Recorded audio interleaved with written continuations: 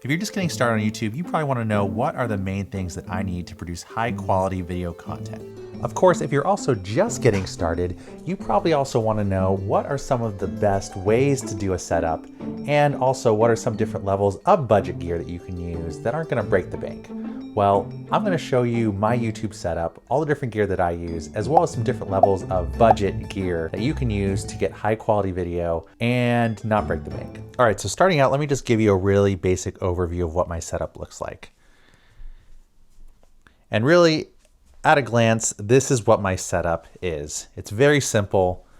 I've got all the basic necessity I need. I have audio equipment, I have lighting, I have a computer to edit with, I have storage for my data, and really this just is going to cover all of the main basics that I would use when I'm creating a video. So let's run through all the different things really quickly. Now first, the main thing you're going to need is audio.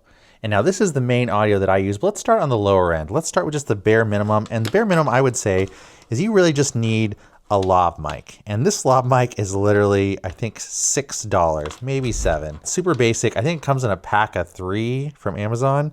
And literally what you could do is you could literally just plug this mic into your laptop, a phone, or something that you're using, and you could record audio that way. That is the most basic way to do it. Now, of course, the next level of audio that I would probably recommend is this. This is the DJI Mic 2, and honestly, this mic is phenomenal. It's got internal recording. It syncs if you want to use the Osmo, which is one of the cameras that I use, and I'll recommend a little bit later. Makes it super simple for that. And you can either speak into it this way, or you can even connect the lav to the top, which makes it super great. It has another thing called 32-bit float, which means that you can talk really quietly, or you can yell almost, and your voice is gonna clip. You can literally rescue all that audio. It makes it super simple and user-friendly. So this would be the next level of mic that I would get. I got this one for $59, so super great. Now, the higher level of audio that I'm using currently for this setup, this is a Rode shotgun mic, and shotgun mics are kind of like the Cadillac of YouTube mics when it comes to these kind of things. Like really, this thing is very directional, so it cuts out any of the extra sound that's coming from around it, and it focuses a cone of sound right here in front of the mic. But of course, to run this, you do actually need phantom power, which is why I run a Zoom H6 that actually powers this mic, and then that feeds directly into my camera. So that's my main setup. This mic and setup is definitely probably one of the most expensive things that I have for my setup. But what I always tell people is that audio is the most important thing. It's literally number one. Speaking of which, I left my audio on my desk there, so that audio probably wasn't sounding that great. If your video quality is not that good, that doesn't really matter. If your audio quality sucks, people are not going to watch your videos. Plain and simple. All right, let's jump back into our lighting setup here. This is pretty much as bare bones of a softbox as you can get. I got this for $40 off of Facebook Marketplace. You can turn the lights on and off in there. Super simple. I have a couple accent lights. There's this small rig one that's right here that has these different gobos on the front, so you can have different patterns like window patterns and stuff. And then this over here is literally just a sunset light. So this tiny thing I think I got off of Temu, and I believe it was only like $4. Super simple. You can change those to all different colors. Having just a little bit of accent in the background of your setup is super important. So for lighting, that's what I would do. I don't really have other tiers for lighting, honestly. If you wanted to go a bigger tier, honestly, what I would do is I would get like a newer or an aperture setup, and I would get a bigger softbox with a grid so that it's a little more directional, something that has like color temperature changing and that kind of stuff. That's what I would go with.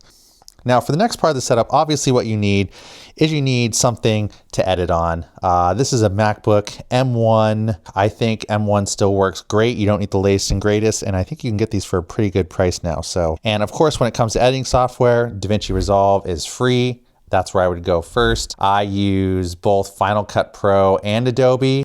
Final Cut Pro is great because you pay once and you have access to it, and it's actually a highly capable, great editing software now. Used to not be so good. And then of course, Adobe charges you an arm and a leg. I use it because I work with clients on it. So use whichever one you need. Now, of course, obviously you're also gonna need some storage. The most basic thing I would say is get yourself a toaster drive.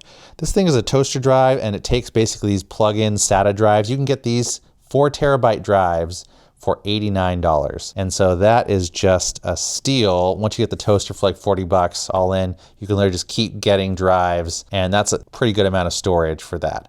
The next up, The Seagate one is a classic. I've had tons of these. They've never failed me yet, although these are both spinning drives, so they're not as long term. You know, you really should have a couple backups when it comes to those different things. But a Seagate drive like this is about 125, I think, at the time. And then if you really want the cream of the crop, you could get a solid state G drive. You can also get a scan disk. I think those are going to run you closer in the 300 range though, or more, depending on that. So that's what I would do for storage. And of course, the other thing you're gonna need is a solid tripod. Now, you can get basically any tripod will work really just fine, but if you want one that has a fluid head, which means that you can basically make it level, that makes life a lot easier.